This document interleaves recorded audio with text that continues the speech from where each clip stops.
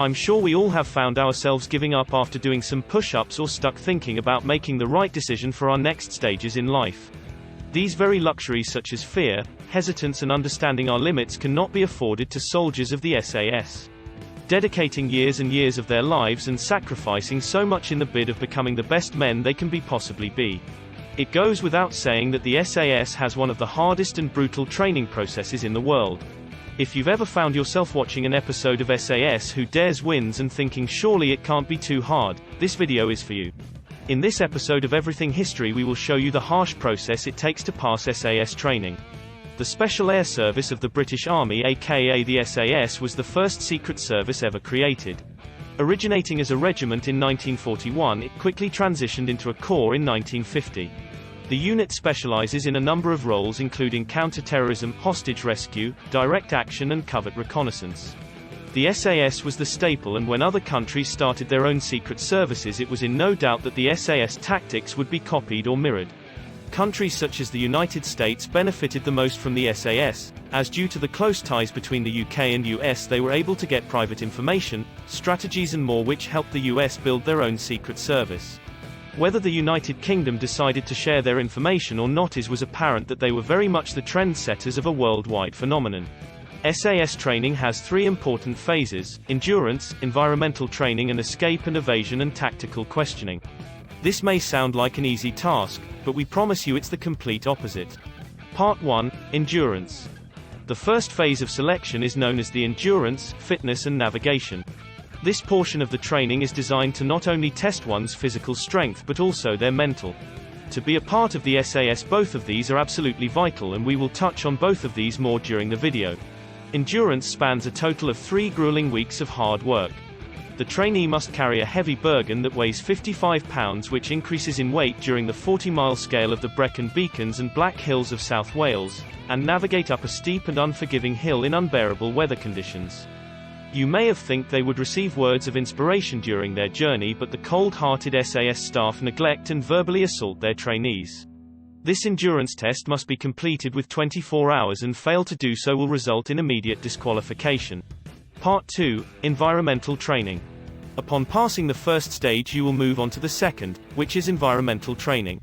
This stage is all about assuring you can comfortably adjust and survive in multiple scenarios.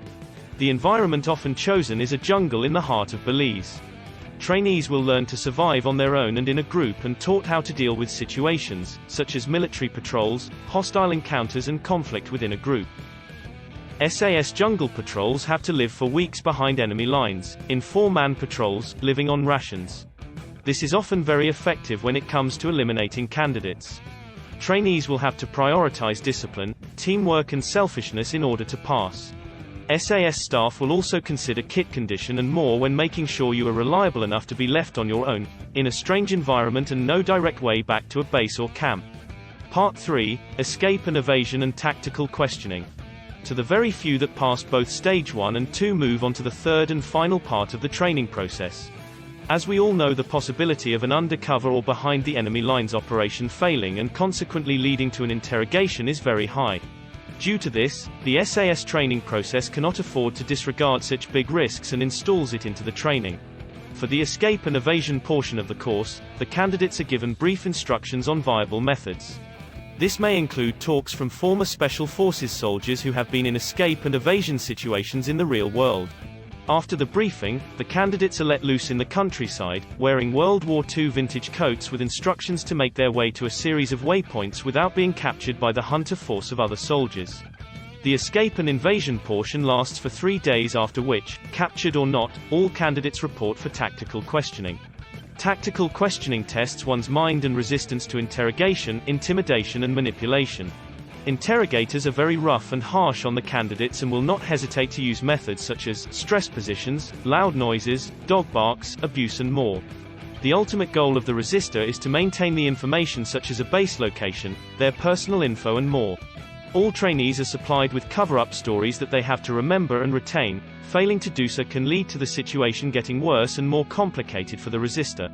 The questioners will use all sorts of tricks to try and get a reaction from the candidates. They may act friendly and try to get their subjects chatting, or they stand inches away from their subjects and scream unfavorable remarks about family and friends. Despite not being tame at all, the interrogation doesn't obviously have all the same features as a real interrogation would, including death, severe torture, pain and obviously no way to back out once feeling uncomfortable. The small amount of men who pass all 3 stages receive the coveted beige beret with the distinctive winged dagger insignia. As a newly badged member of the Special Air Service, they can feel justly proud. They are far from the finish line, however, as they are now effectively on probation. As brand new members of the regiment, they will be watched closely by the direction staff as they enter continuation training. Many SAS soldiers are returned to their prior regiment during training. What do you make of the SAS tough training process? Think you have what it takes to pass? Let us know in the comments below. To think we went this whole video without covering the lengthy initiation process prior to the training phase is hard to fathom. Maybe we will check it out sometime. For now though, we hope you enjoyed today's Everything History video.